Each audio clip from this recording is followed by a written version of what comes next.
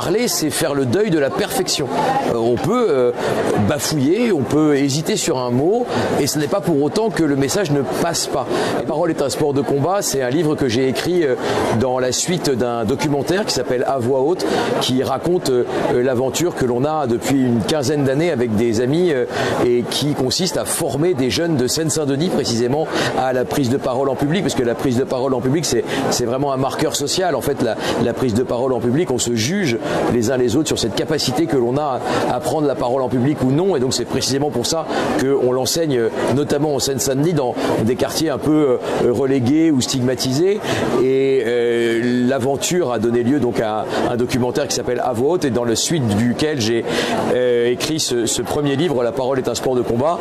qui rassemble en réalité le cours que je fais pour mes élèves, avec essentiellement les règles de la prise de parole en public, le socle de la prise de parole en public, et puis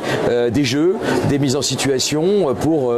pratiquer, parce que au fond, on ne devient pas un bon orateur simplement en lisant des livres d'art oratoire, on ne devient pas non plus un bon cuisinier en lisant simplement des livres de recettes. À un moment, il faut le faire, et donc c'est pour ça aussi que tous mes livres ont une dimension résolument pratique.